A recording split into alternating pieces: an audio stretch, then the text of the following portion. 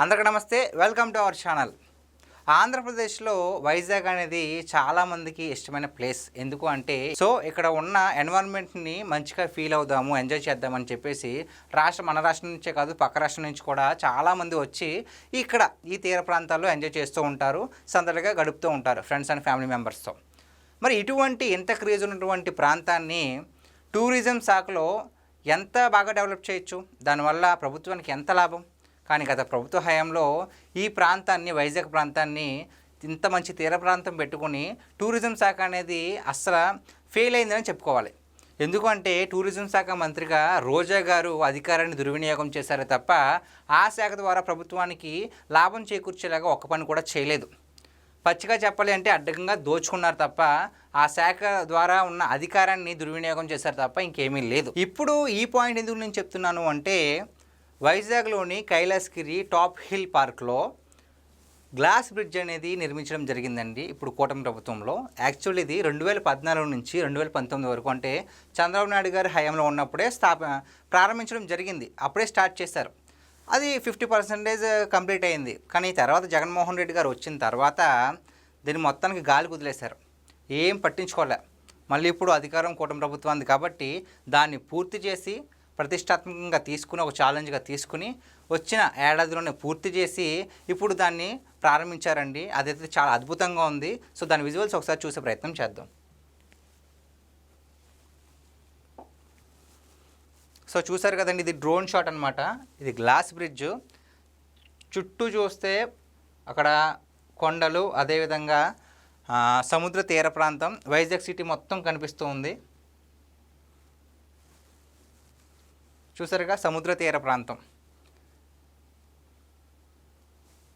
మధ్యలో ఈ glass bridge కనిపిస్తుందండి, గ్లాస్ బ్రిడ్జ్.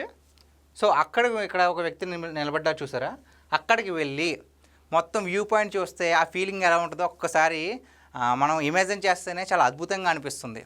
సో ఇటువంటి గ్లాస్ బ్రిడ్జ్ని 7 కోట్ల రూపాయలతో నిర్మించి మంచిగా ఈ టూరిజం శాఖని డెవలప్ చేయొచ్చు, చాలామంది సందర్శిస్తారు. ఇలా ఉంటే కనుక మంచిగా చాలామంది అడ్వెంచర్ చేసే వాళ్ళు ఉంటారు కదా. సో ఆ గ్లాస్ మీద అడుగులు వేసి నడవాలంటే చాలా ధైర్యం ఉండాలి. ఎందుకంటే ఇది 360 అడుగుల ఎత్తులో ఉంది. ఎంత, 55 మీటర్ల పొడవు. ఇప్పుడు దాకా మన దేశంలోని అతిపెద్ద గ్లాస్ బ్రిడ్జ్ అండి ఇది. మన దేశంలోని ఇప్పుడు దాకా కేరళలో ఉంది గ్లాస్ బ్రిడ్జ్, కాకపోతే అది కేవలం 40 మీటర్లు మాత్రమే. కానీ ఇది పొడవు ఏకంగా 55 మీటర్లు ఉండడంతో దేశంలోనే అతిపెద్ద గ్లాస్ బ్రిడ్జ్. చూసారు కదా, మొత్తం కింద కనిపిస్తుంది, మనం అడిగేస్తే కనిపిస్తూ ఉంటుంది గ్లాస్ బ్రిడ్జ్లో. సో అంత ఎత్తు నుంచి నడవడం అంటే మామూలు విషయం కాదు. చాలామంది అడ్వెంచర్ చేసేవాళ్ళు ఇక్కడికి వచ్చి అంత దూరం 55 మీటర్లు కూడా వచ్చి మొత్తం సిటీ వ్యూ చూసి, ఒకవైపేమో సముద్ర తీరం, మరోవైపేమో అక్కడ ఉన్న కొండలు, అలాగే సిటీ, ఇదంతా మనసుకు చాలా ఆహ్లాదాన్ని కలిగిస్తుంది. కాకపోతే ఎంతో ధైర్య సాహసాలతో కూడిన విషయం అనమాట. సో చాలామంది సాహసవంతులు ఏం చేస్తారంటే ఇలాంటి వాటిలో పార్టిసిపేట్ చేస్తారు. దీని కెపాసిటీ ఒకేసారి 40 మంది ఎక్కొచ్చండి. దాని కెపాసిటీ 40 మందికి ఉంది. సో 40 మంది దాకా వెళ్ళి మొత్తం అందరూ ఒకేసారి చూసే అవకాశం కూడా ఉంది. అంతేకాకుండా ఇలాంటి నిర్మాణాలు, ఇలాంటివి కట్టడాలు చేయడం వల్ల టూరిజానికి మంచి స్కోప్ ఉంటుంది. చాలామంది సందర్శించడానికి వస్తూ ఉంటారు. దానివల్ల చాలా లాభాలు ఉంటాయి. ఒకటి, టూరిజం శాఖ అభివృద్ధి అవుతూ ఉంటుంది, ప్రభుత్వానికి డబ్బు వస్తుంది. అంతేకాకుండా అక్కడ ఉన్న రవాణా, ట్రాన్స్పోర్ట్ కూడా చాలా బాగా జరుగుద్ది. అంతేకాకుండా వీటితో పాటు చిన్న చిన్న వ్యాపారస్తులు కూడా చాలా బాగా లాభపడతారు. చిన్న టీ కొట్టు పెట్టుకున్నా చాలు, చాలా మంచిగా లాభం చేకూరుతుంది. సో అలాంటి చిన్న చిన్న వ్యాపారస్తులు చాలా లాభం పొందే అవకాశం కూడా ఉంటుంది. ఇదే విధంగా మరి గత ప్రభుత్వంలో జగన్మోహన్ రెడ్డి గారు అధికారంలో ఉన్నప్పుడు ఇలాంటి నిర్మాణాలు కూడా ఒక 2 కట్టడాలు అయితే చేయడం జరిగింది. చాలా అద్భుతంగా, మామూలుగా కాదు. ఆ కట్టడాలు ఏంటి, అసలు ఏంటి అనేది ఒకసారి తెలుసుకునే ప్రయత్నం చేద్దాం. చూసారు కదండి, దీన్నే ఫ్లోటింగ్ బ్రిడ్జ్ అంటారు. సో ఈ ఫ్లోటింగ్ బ్రిడ్జ్ ఇది కూడా వైజాగ్లో నిర్మించడం జరిగింది. ఇది జగన్మోహన్ రెడ్డి గారి ఆధ్వర్యంలో ఉండగా జరిగిందనమాట. సో ఇలాంటివి పెడితే టూరిజం శాఖ బాగా అభివృద్ధి చెందుతుందని ఆయన అనుకున్నారు. కాకపోతే రియాలిటీ ఏంటి, ఈ ఫ్లోటింగ్ బ్రిడ్జ్లో నడవడం కూడా గ్యారంటీగా ఇంట్రెస్ట్ చూపిస్తారు. ఎందుకంటే ఇది ఎక్కువగా లోతు కూడా లేదు, పెద్ద దూరం ఏం కాదు. ఒకవేళ ఎవరన్నా కింద పడినా సరే అక్కడ గజ ఎతికాలను పెట్టుంటారు. సో ఎటువంటి ప్రాణహాని జరగదు, హ్యాపీగానే చేయొచ్చు. కాకపోతే ఆహ్లాదం ఉంటుందా అంటే ఉండొచ్చు, ఉండకపోవచ్చు. కానీ అది ఎప్పుడు జరుగుద్ది, సక్సెస్ఫుల్గా రన్ అయినప్పుడు జరుగుద్ది. కానీ ఇక్కడ ఏంటి, దీని పరిస్థితి ఏంటి అనేది ఒక్కసారి చూసుకుంటే కనుక, సో చూసారు కదండి, నిర్మించిన 3 రోజులకే ఇది 3 ముక్కలు అయిపోయింది. ఇది కంటిన్యూ అవ్వాలి ఇక్కడికి, ఇది తెగిపోయి అంత దూరం వెళ్ళిపోయింది అనమాట.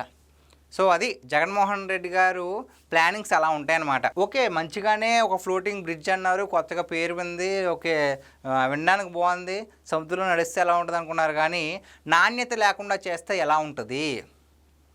ఇలాంటి 3 ముక్కలుగా అయిపోయింది. బట్ దాని మీద ఇంప్రెషన్ పోద్ది కదా, తర్వాత ఏదైనా చేద్దామన్నా సరే ఏముందిరా ఇప్పుడు అయినట్టు అప్పుడు కూడా అవుద్దని చెప్పేసి ఇంట్రెస్ట్ పోద్ది. ఇంకొక అద్భుతమైన కట్టడం ఉంది.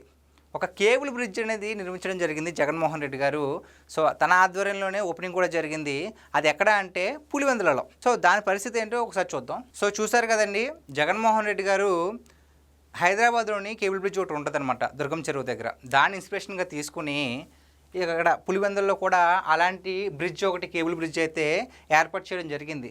కాకపోతే ఇవి తాళ్ళు అండి, మామూలు తాళ్ళు, దానికి లైటింగ్ పెట్టడం జరిగింది. ఇక్కడ చూసారా, ఊడిపోయాయి, కట్ అయిపోయి ఉందన్నమాట. సో ఇలాంటివి చాలా అద్భుతమైన కట్టడాలు అయితే జగన్మోహన్ రెడ్డి గారు కూడా చేశారు.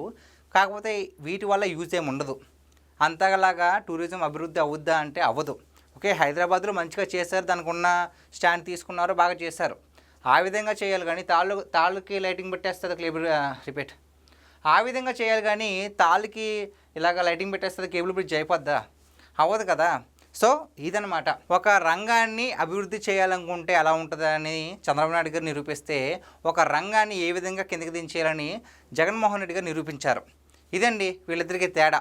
అంతేకాకుండా మనం కేవలం ఇది పర్యాటక శాఖ గురించే మాట్లాడుకోవట్లేదు, చాలా వాటిల్లో కూడా దేనైనా కొంచెం ముందు చూపు ఉంటే, కాస్త శ్రద్ధ తీసుకుంటే కనుక ప్రజలకు మంచి చేకూరిస్తే నెక్స్ట్ వాళ్ళే మనల్ని ఆదరిస్తారు.